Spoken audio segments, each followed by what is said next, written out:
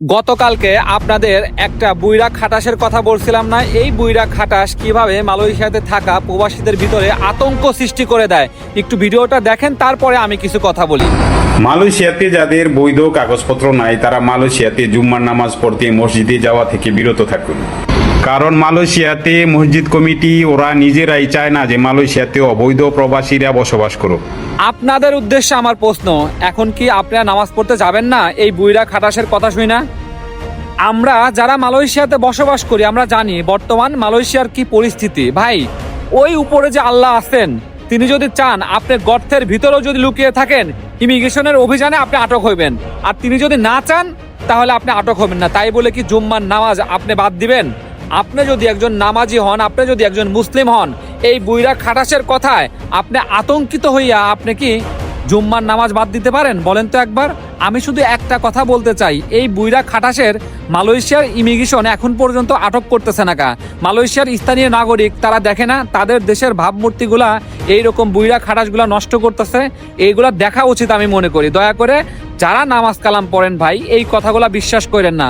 কারণ আমরা যারা গরিব মানুষ আছি, একদিন জুম্মার নামাজ পড়তে গেলে জুম্মার নামাজ হচ্ছে আমাদের হজের সমতুল্য। আপনাদের একটা কথা বলি, যারা কিনা নামাজ কালাম পড়েন ভাই, আপনারা নামাজ কালাম পড়বেন। আপনাদের নামাজ কালাম পড়তে গিয়ে যদি আপনারা অভিযানে আটক হন, এটা উপর আল্লাহ মনে করবেন যে আপনার ভাগ্যে লিখে রাখছিল। তাই বলে এই ফালতু ফেক নিউজ আপনারা বিশ্বাস করবেন না। আমরা সারা সপ্তাহ মানে সপ্তাহে 7 দিনই কাজ করি, তারপরেও জুম্মার দিন যারা সুযোগ পায় তারা মসজিদে জুম্মার নামাজ আদায় করতে যায়। আর এই সকল বুইরা ভাম তারা উল্টাপাল্টা ফেক নিউজ আমাদের ভিতরে ছড়িয়ে আতঙ্ক সৃষ্টি করতেছে।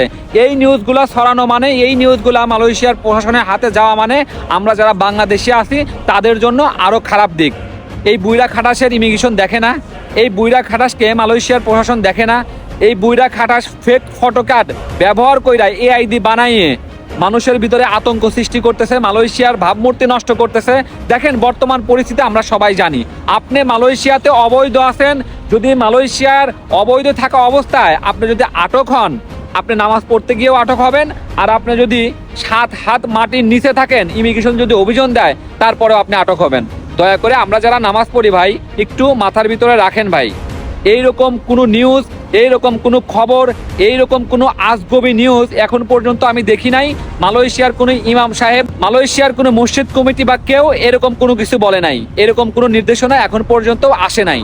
দয়া করে এই ফেক নিউজে আপনারা আতঙ্কিত হবেন না ভাই। ভাগ্যে থাকলে আপনি অভিযানে আটক হবেন, ভাগ্যে না থাকলে আপনি অভিযানে আটক হবেন না। এমন কোনো নিউজ পাই নাই যে সেই নিউজে বলা হয়েছে যে মালয়েশিয়াতে যারা অবৈধ প্রবাসী আছে তারা পাসপোর্ট ছাড়া মসজিদে নামাজ পড়তে যাইতে পারবে না। এটা একটা ভুল তথ্য, ভুল নিউজ। এই নিউজগুলোর কারণের জন্য আমাদের বিপদ আরো বাড়বে। এই বুইরা খাটাসের এখন ইচ্ছা হয়েছে যে সে এখন ভাইরাল হবে, ভাইরাল হওয়ার নেশায় এআই দিয়ে একবার প্লে কার্ড বানিয়ে আপনাদের ভিতরে প্রচার করতেছে। যাই হোক ভাই, আপনারা সাবধানতা থাকেন। তাই বলে নামাজ পড়তে যাবেন না, তাই কি হয় বলেন? যাই হোক, যারা নামাজ পড়েন আপনারা, আপনাদের কাছে আমার রিকোয়েস্ট থাকবে যে আপনারা নামাজ পড়া থেকে বিরত থাকবেন না। বিশেষ করে জুম্মার নামাজ মসজিদে গিয়ে পড়েন, এমন কোনো নির্দেশনা আসে নাই, এমন কোনো কিছুই মালয়েশিয়া সরকার থেকে কোনো কিছুই বলে নাই। ভালো থাকেন, সুস্থ থাকেন। প্রত্যেকটা দেশে ভালো খারাপ মিলায়াই থাকে, মালয়েশিয়ান লোকরা এতটাও খারাপ না। দয়া করে মাথার ভিতরে বিষয়টা রাখেন।